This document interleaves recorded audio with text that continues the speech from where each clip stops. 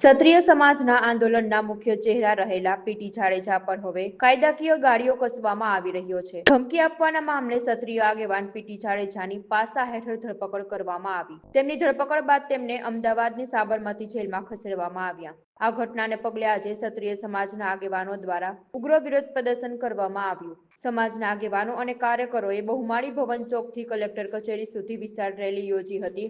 Rally બાદ કલેક્ટરને આવેદનપત્ર પાઠવી પીટી જાડેજાની ધરપકડનો વિરોધ કરવામાં આવ્યો અને ઉગ્ર રજૂઆત કરવામાં આવી હતી। આ ઘટનાથી ક્ષત્રિય સમાજમાં ભારે રોષ જોવા મળ્યો। ક્ષત્રિય સમાજના આગેવાન પીટી જાડેજા ઉપર એક સામાન્ય કલમ હેઠળ ગુનો દાખલ છે, જેના સંદર્ભમાં એ લોકો સ્ટેટમેન્ટ પર લખાવેલા। કાલ સાંજે એમને એક નોટિસ આપવામાં આવી અને રાતે અચાનક જ પોલીસ એમને ધરપકડ કરી અને કલાકની અંદર પાસાના કાગળ રેડી કરી અને સાબરમતી જેલ ખાતે મોકલી દેવામાં આવેલા।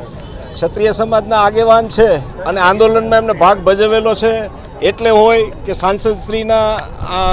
સાંસદની ચૂંટણીમાં જે કાંઈ ક્ષત્રિય સમાજની માંગો હતી એના સંદર્ભમાં જ્યારે આંદોલન ચાલતું હતું ત્યારે ક્ષત્રિય પીટી જાડેજા ખૂબ અગ્રેસર હતા અને ક્ષત્રિય સમાજના હરેક લોકો એમની સાથે જોડાયેલા હતા। ત્યારે આજે એક આ કિન્નાખોરીનો ભાગ સ્વરૂપે એમને પાસા હેઠળ ધકેલવામાં આવે। જો આવા સામાન્ય ગુનાની અંદર જો ધરપકડ થઈ જતી હોય અને પાસા થઈ જતા હોય તો હું એવું માનું છું કે રાજકોટની 50% પ્રજા છે ને અત્યારે પાસા હેઠળ હોય।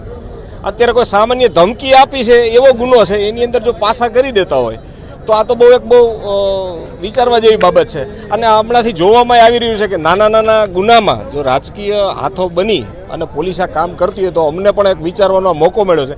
ક્ષત્રિય સમાજની એક બહુ મહત્વની વાત કરું કે ગુજરાત લેવલના હરેક આગેવાનોની સાથે અમારે ચર્ચા થયેલી છે। 12 વાગે સુરેન્દ્રનગર ખાતે ક્ષત્રિય સમાજની એક પહેલી મિટિંગ થવા જઈ રહી છે, જે ત્યાંના આજુબાજુના ગામ અને ત્યાંના લોકો એની મિટિંગ યોજી રહ્યા છે। અને આની અંદર ક્ષત્રિય સમાજ અને સંકલન સમિતિ ગણો કે ગુજરાતની કરણી સેના ગણો, હરેક સંસ્થાઓ પીટી જાડેજા સાથે ઊભી છે અને પીટી જાડેજાના સમર્થનમાં ક્ષત્રિય સમાજના હરેક લોકો ઊભા છે। મારું નામ અર્જુનસિંહ જાડેજા। અમે પાસા હેઠળ પીટીની ગેરકાયદેસર રીતે ધરપકડ કરવામાં આવી છે અને સખ્ત શબ્દોમાં અમે વખોડી કાઢી છે અને અમને એવું સ્પષ્ટ જણાય છે કે આ એક પ્રેજ્યુડાઇસથી ધરપકડ કરા નકર એવા કોઈ સામાન્ય ગુના મંદિરના વાદ વિવાદમાં કોઈ મારામારી નથી થઈ।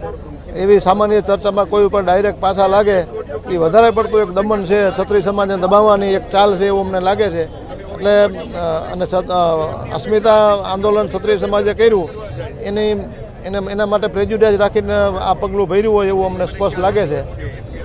હા, ક્ષત્રિય સમાજ આખા ભારત લેવલે ક્ષત્રિય સમાજ આમાં એક ખરાબ મેસેજ જાય છે કે કોઈ કારણ વગર કોઈને એક આવડા મોટા આગેવાનને ધરપકડ કરી અને એ ખોટું અમને બહુ દુઃખ ક્ષત્રિય સમાજ વ્યક્ત કરે છે।